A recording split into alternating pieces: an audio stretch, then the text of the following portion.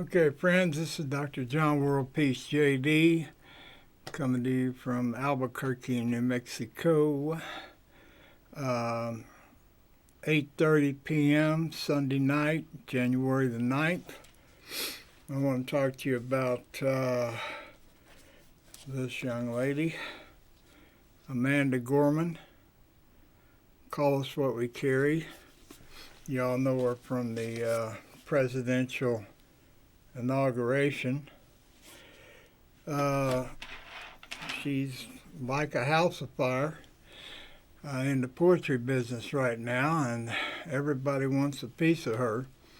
I just read her autobiography today, or her biography, 45 pages. But anything she's got her name on sells like hotcakes now. But anyway, I read through that. It's kind of interesting because I haven't published my autobiography yet, but it's 1,200 pages. But that's the difference between being 23 years old and being 73 years old. It's hard to imagine 50 years. But anyway, I wanted to talk about comparing us as poets, not reading you any poetry or anything, but just that's the common denominator, and talk about some differences in life. But at any rate, so I'm going to read this, which is just a narrative. There's too much here for me to freewheel it. And it'll just make a clear distinction between us, and then I'll put it up on the internet, and I've already sent it off to the Pulitzer. I just wrote it after this book came out, I think on the 15th of December, and I wrote this little blah blah blah about a week ago, and I put it on my webpage, Dr. John Worldpeace JD Poetry.com. I also decided that I need to do a little commercializing on these videos, but I've made it real simple. I have a link. It's Worldpeace Teaching Peace /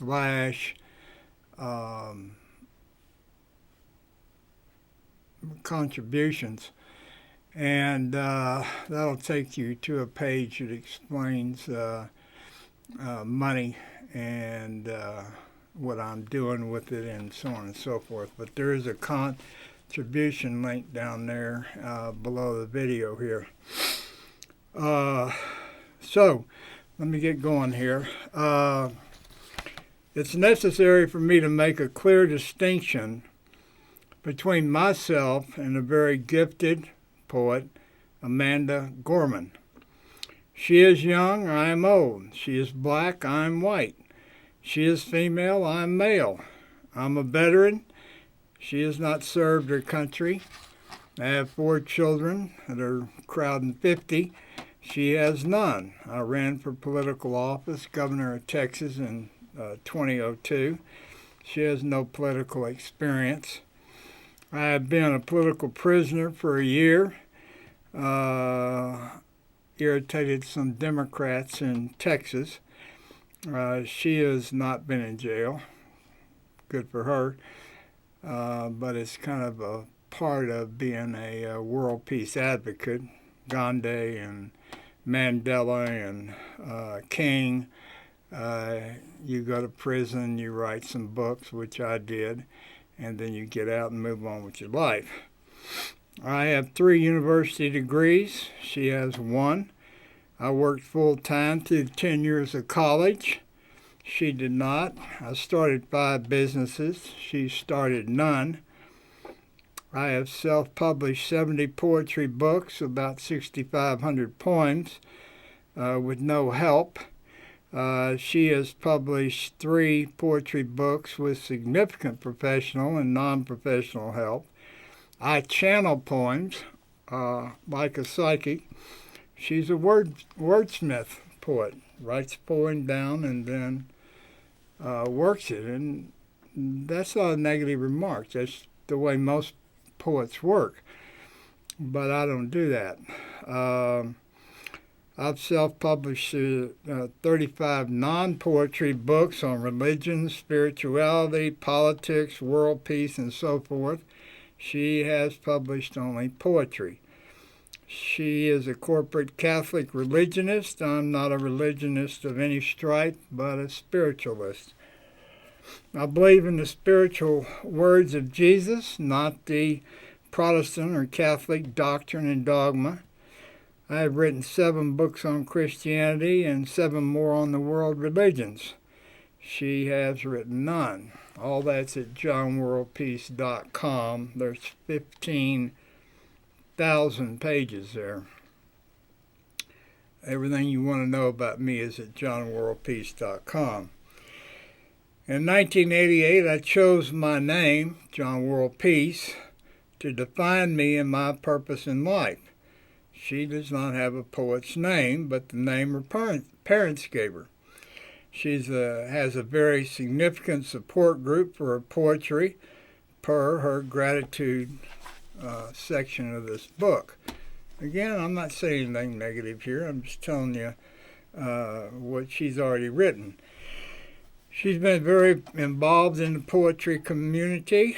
I have never had anyone to read, critique, help me with my poetry that I've been writing for 50 years. I'm in the process of hiring editors to do some of that work, and I have to date had no connection with any poetry community. I am working on that to some degree. Not that it's necessary, it's just I need to understand more about the poetry market because I wrote poems for 50 years but didn't market them. I began self-publishing my poems in 2018 after 50 years. I began writing poetry in 1970. Miss Gorman began writing poems somewhere around 2014 and published her first significant book, The Hill We Climb and Other Poems, and that's been changed to Call Us What We Carry. It's just a reprint. I've tried to get a hold of the original to see what she changed. Both of them were published last year, but I haven't been successful, so I don't know what she added or took away from The Hill We Climb. This was rushed to poetry, rushed to the publish, because I'm sure she, as hot as she is in the marketplace, I'm sure she applied for the Pulitzer Prize, and she had to get that final book published by the end of the year. Miss Gorman and I both have began a serious effort to publish our poems in books in the last 3 or 4 years. However, I've been writing poems since 1970 and written 6,500 poems.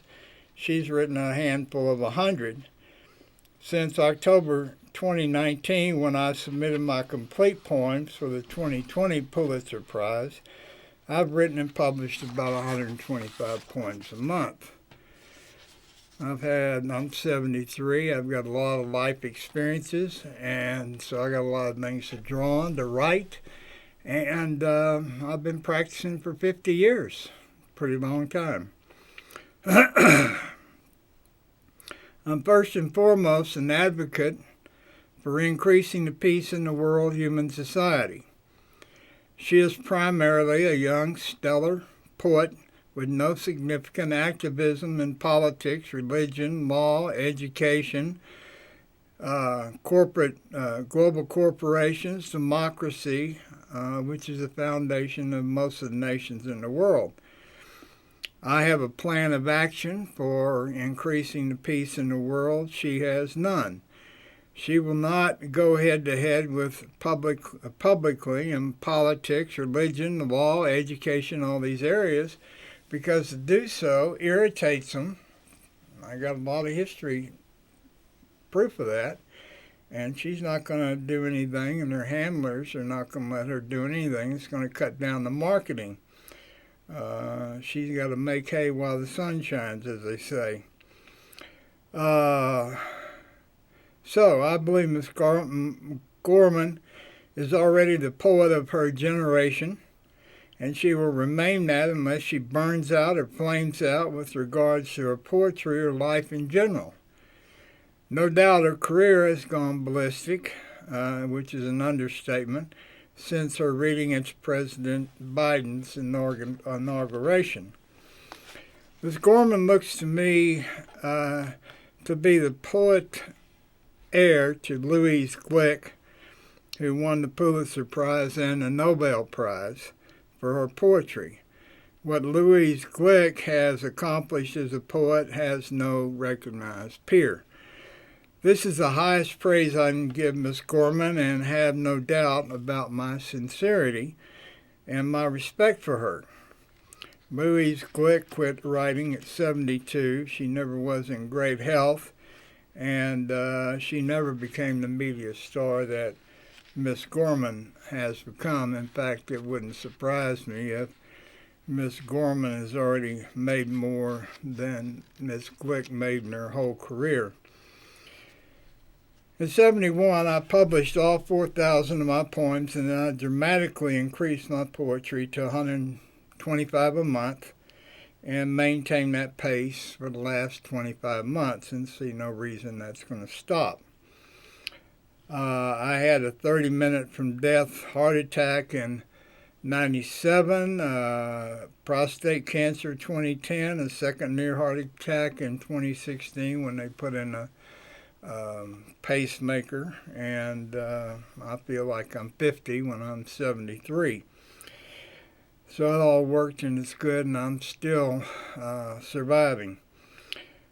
I submitted my 50 years of poems for the Pulitzer Prize for 2020, which was deadline was October 2019. The Pulitzer never read it and has never denied they didn't read it. They threw it in the trash as soon as they got it. A month after the Poetry Awards were announced, Dana Kennedy, who was the administrator of the Pulitzer Prize, was fired by Pulitzer. The official word, though, is that she got a better job at Simon & Schuster. I don't know if there's a such thing as a better job for a woman at around 50 years old than administrator of the Pulitzer Prize. Miss Gorman is what I would call a wordsmith, writer of poetry. This is just a statement of fact, not by any means a negative opinion. It is what she does by her own admission. I don't write poetry. I am a channeler of poetry. I've been psychic all my life. If I wanted to, I could set up a little booth on the corner, fortune teller, and I can do that work. But I decided, in my early teens, if you will, that I wasn't going to do personal readings, but I was going to take all my abilities and talents, if you want to call it that, and use it to bring down information and so forth to increase the peace in the world. And so I write my poetry, which is really, in a lot of cases, just a reading, moment to moment, about me, my personal life. You can also look at all those poems as an emotional, if you will, because all channeling is spiritual and emotional. It's not logical linear. It is to some degree because you put it in a poetry format. But I kind of look at those 50 years of poems as a supplement to my 1,200-page biography. and they really kind of go together. But there's a lot in the poetry that I'm written. I write a much, much broader range of poetry than Miss Gorman.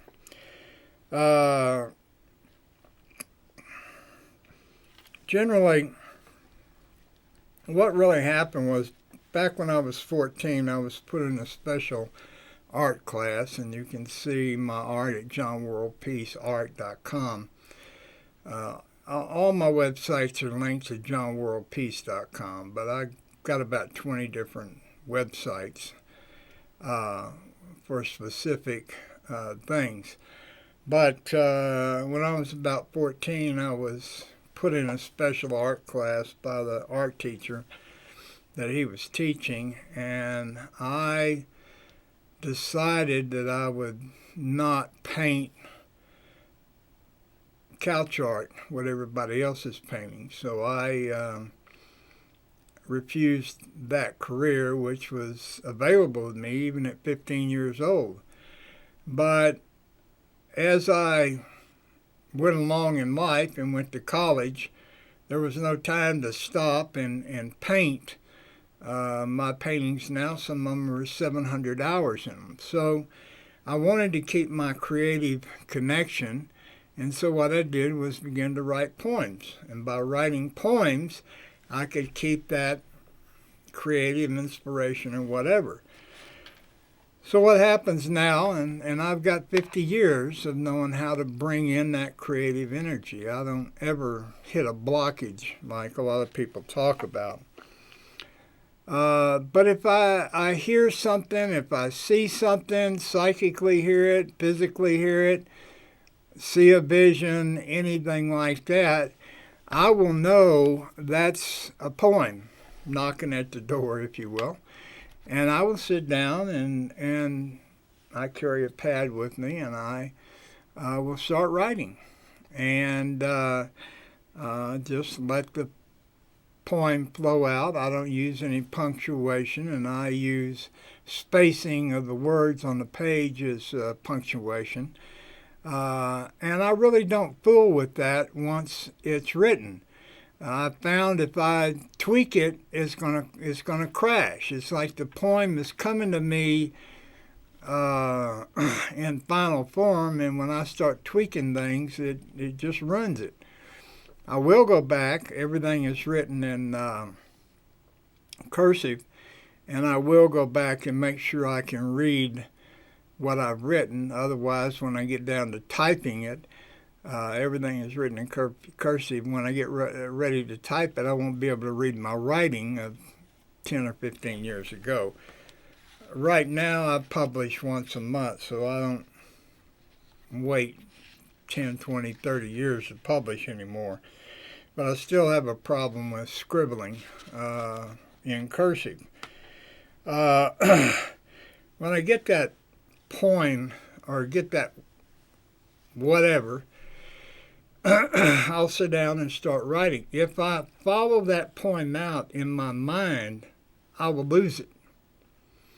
So I know that I got to stop what I'm doing, sit down, write it down. It'll take 2 to 10 minutes.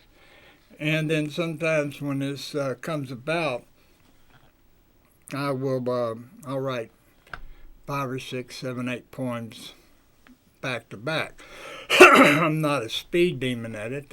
One comes and I clean it up a little bit and move on to the next one, and another poem will come in. 2 minutes, 5 minutes after I write that poem, I have no idea what I wrote. Only vaguely. Something about grass, something about the sky, who knows? I just don't. I channel it through and let it go. But I have recorded it, so I don't really let it go. If I try to see the rest of that poem, even 2 or 3 lines ahead, it'll just go poof, and I won't be. It's gone, and so I know better than do that. But that's 50 years of experience. Like I say, I don't change the words or anything. There may be a small, minor change, mostly moving the words around on the page. Let's see here. Okay. You can teach, well, to teach how I channel a poem would require someone to do what I've done. Read, study religious, spiritual writings, Buddhism, Christianity, Islam, Tibetan Book of the Dead, Tao Te Ching, on and on and on. And you've got to read that spiritual writing, do some yoga if you can, meditate, and pray, and live a spiritual attitude in your life, and read spiritual and religious writings, and then you will be able to connect into this channeling energy, if you will. I only took one poetry class in college, second year, 19th century poetry. I didn't read any poems really until about 3 years ago when I started publishing. I never was involved in a poetry community. I never submitted any poems to anybody. I did put them out on the internet when the internet came along, as I got around to it. But if you want to do what I do, you're going to have that spiritual aspect pretty healthy in your life. Miss Gorman's wordsmithing poetry can be taught. Not the quality of the depth, but the methods and techniques that she used are very obvious after you've been reading poetry for a while. The alliterations and wordplay and stuff like that. Those are techniques of a skilled poet. Now, she's only written a couple of books, so I'm sure that as her life expands and she gets older, she'll have more subject matter, and she'll get better, and she'll refine her skills and decide what kind of technique she likes, which is what we all do in our jobs. I'm a spiritualist, not a corporate religionist. Poetry is the language of spirituality. Poetry is the language of the third millennium and the rest of the age of Aquarius. My poetry is similar to Zen haiku and Zen koans, which also Miss Gorman writes in the Taoist and Zen channel of tweaking words and putting a little twist on the end of the poem. You think the poem, you're going along with the poem, and you think, okay, I got this, and then she'll reverse on you and throw in the last line or 2 or 3 words.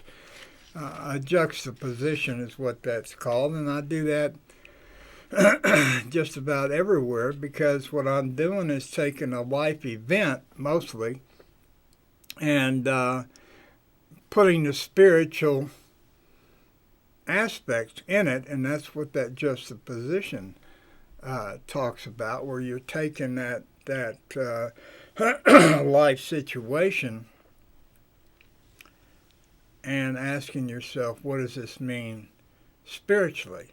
We all have an incarnate spirit that animates our dust body, and we live in 2 worlds. When the body dies, it turns back to dust, and the spirit goes back to wherever it was.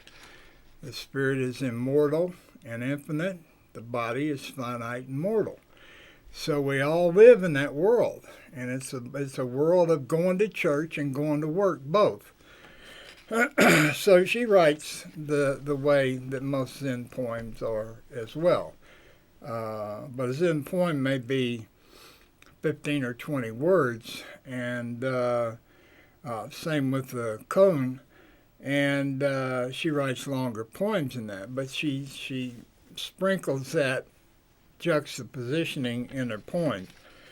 That's not all she does, but I'm just pointing out that we're both drawing from that same source, but I don't write, I channel. I didn't realize this Zen aspect of my poetry until I'd been writing for about 35 years and began to read Zen and Buddhism and others. I'm not a Zen religionist. I'm not a corporate religionist of any kind. So there it is. That's, in a nutshell, the difference between Miss Gorman and myself. What I find interesting, and it's just one of those things. I've lived 73 years. Nobody knows how long you're going to live. Miss Gorman is out of the chute on a dead run. But life's got a lot of hurdles in it.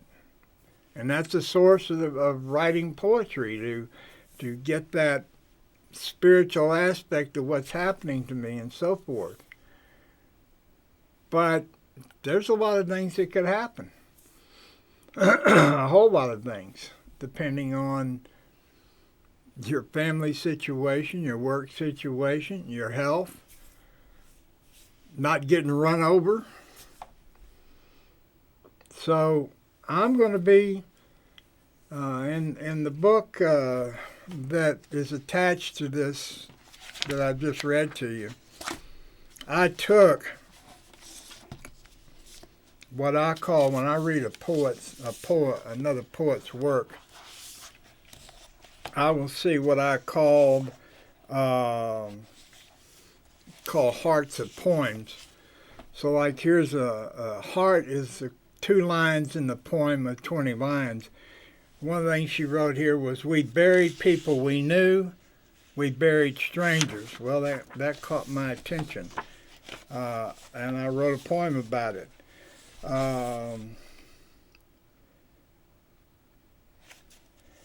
These are just sentences out of there. That is, when we were born unhating and unhindered, howling wetly. By the way, don't have COVID. I've always had sinus problems, and I'm living in New Mexico, which is a dry desert, and I've had sinus issues for 10 years here. In this one life, we like our joy are fleeting but certain, abstract and absolute, ghost to glow and glow. So I will take something like that, and I've done that in the book that I wrote, which is called Two Poets, Amanda Gordon and Dr. John Worldpeace, J.D. Our truth, not what we said, but what we thought. So I took a couple lines out of her poems, which I do with all kinds of poets. And I basically, if you will, I took an engine out of a Cadillac and put it in a Volkswagen. That may be a silly metaphor, but that's what I do. I see lines or word string that catches my attention, and I will build another poem around it. And the poems are kind of mine and hers will be on the same track, but they're nothing alike. So my book's about 114 pages of that.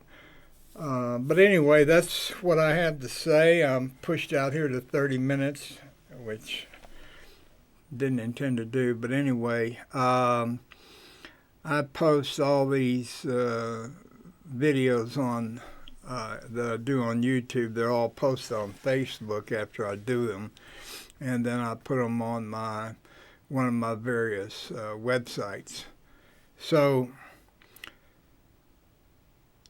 thanks for your consideration, and have a good evening. It's 8:55 Sunday night, Albuquerque, New Mexico. Have a good day.